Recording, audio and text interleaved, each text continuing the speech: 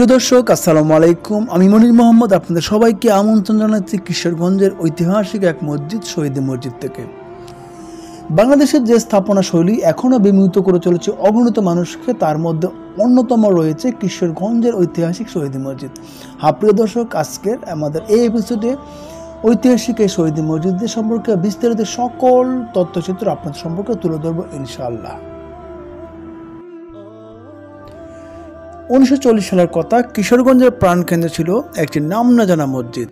নামাজের সময় স্থানীয় সনাতন ধর্মাবলম্বীদের সঙ্গে তাদের পূজার শোভাযাত্রা নিয়ে বাদানুবাদে জড়ায় মুসল্লিরা।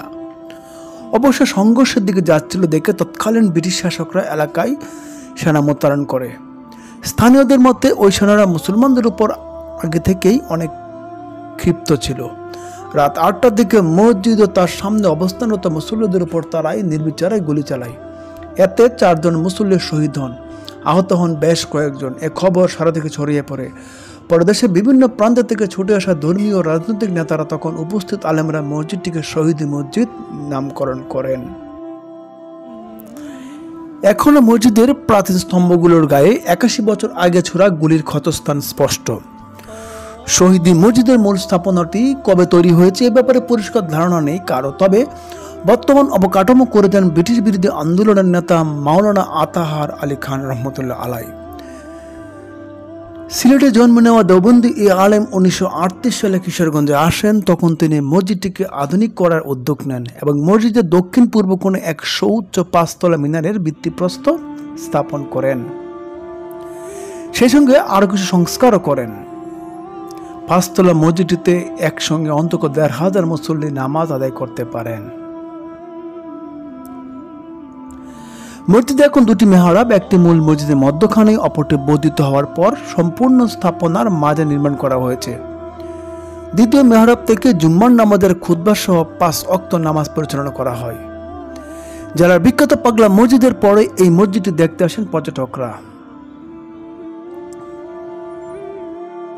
প্রিয় দর্শক, একটি কথা উল্লেখ করা ভালো, এই শহীদি মসজিদে প্রতি জুম্মা এবং 2 ঈদের সময় উপচে পড়া মুসল্লিদের ভিড় জমে। এবং এই শহীদি মসজিদের ঠিক পাশে হচ্ছে ঐতিহাসিক শোলাকিয়া ঈদগাহ ময়দান। আমরা আমাদের আগের ব্লগে শোলাকিয়া ঈদগাহ মাঠ নিয়ে একটি বিস্তারিত ভিডিও দিয়েছি, আপনারা চাইলে আই বাটন থেকে দেখে নিতে পারেন। প্রিয় দর্শক, একটা ব্যাপার লক্ষ্য করুন, এখানে মসজিদের স্থাপত্য সাল দেওয়া হয়েছে বাংলায় 18 কার্তিক 1364 সন। আর সবচেয়ে মজার ব্যাপারটা হচ্ছে আমরা গত পর্বে পাগলা মসজিদ নিয়ে একটি ভিডিও আপলোড করেছি, আপনাদের ভালোবাসায় মুগ্ধ হয়েছি। আর এই পাগলা মসজিদের আর্থিক অনুদানে শহীদ মসজিদের দ্বিতল ভবনের মোজাকরণের কাজ সম্পন্ন হয়েছে। আপনারা চাইলে পাগলা মসজিদের ভিডিওটি আমাদের আই বাটনে দেখে আসতে পারেন। তবে যাবেন ঢাকার মহাখালী থেকে অনন্যা পরিবহন, অনন্যা ক্লাসিক এবং গোলাপবাগ থেকে অনন্যা সুপার ইত্যাদি বাস ঢাকা কিশোরগঞ্জ রুটে চলাচল করে। বাস ভাড়া 270 টাকা থেকে প্রায় 400 টাকার মতো। মহাখালী থেকে সময় লাগবে প্রায় 3 ঘন্টা এবং গোলাপবাগ থেকে সময় লাগবে 4 ঘন্টা।